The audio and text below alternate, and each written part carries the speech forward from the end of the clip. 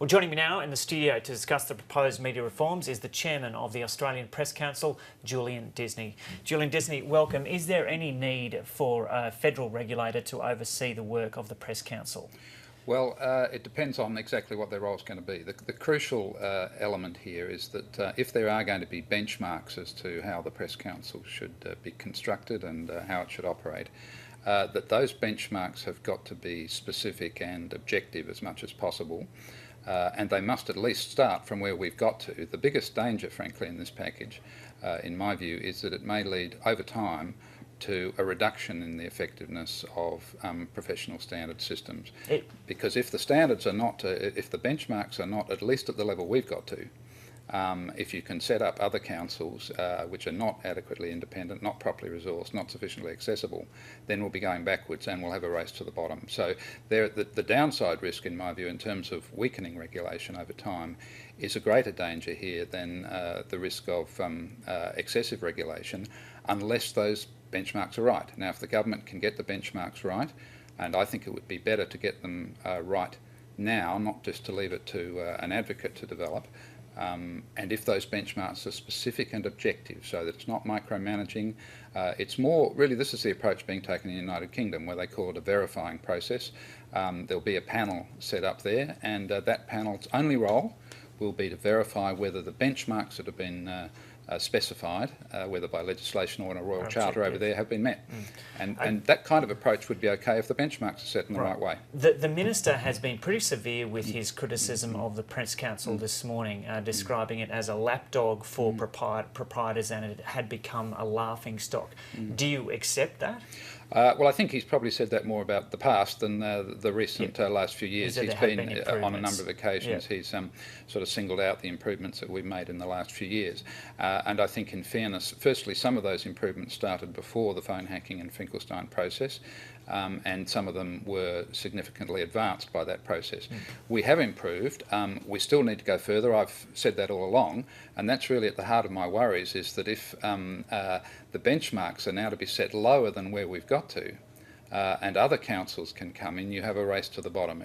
And it would be an odd situation if, at a time when most people think we should converge our regulators, we're actually going to have more than one in print, whereas the Convergence Review recommended that over time you should bring print and broadcasting together. We're moving in the opposite direction if we're going to have a whole array of press councils. Right. A couple of people have brought up the front page of the Daily Telegraph this morning, so I might just show viewers that first. That compares the Communications Minister with Stalin and Mao. As the Press Council now, are you comfortable that that meets the standards? Are you comfortable that that is what the print media of Australia is producing today? Right.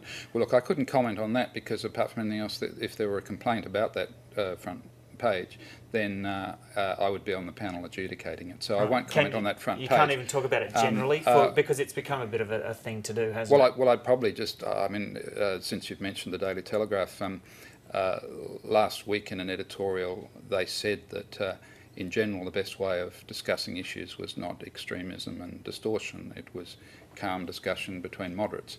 Now, I strongly agree with that. Is that calm discussion between moderates? Well, that's a matter that others can judge, and if there are complaints made as to whether it breaches our standards, then we'll look at it, if it comes to us. But I'm just wanting to emphasise that I strongly support what the Telegraph said in its editorial last week. So are you comfortable generally with the existing standards of the press in Australia now?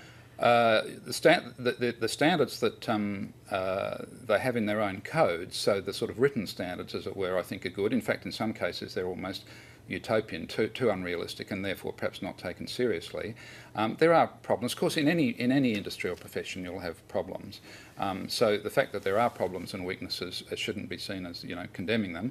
But on the other hand, to pretend that there aren't would be a worry. There are significant problems, I think, and journalists and editors often, whether publicly or privately, will admit to that. And the problems are in some ways being exacerbated by the pressure of competition from the internet. The internet has brought huge benefits in communication, but almost every journalist you talk to, especially if it's in private, will admit that there are real problems of the pressure to rush stuff out onto the web, and that's aggravating problems. In fact, we should because now if something goes out on the web, it's actually there forever. When it was in print, it wasn't in realistic terms. It was in the corner of the municipal library maybe, but you couldn't find it. So the need to be accurate is actually greater now. To be accurate with what you first put out is greater than in the past. And I think there is quite a worry, and I know a lot of journalists share it, about the tendency to push something up and say we can always get it right later. Okay, Julian Disney, unfortunately we've got to leave it there because we've got some more politicians talking in Canberra, so I'll have to go that. But thanks so much for coming in. Good, thank you.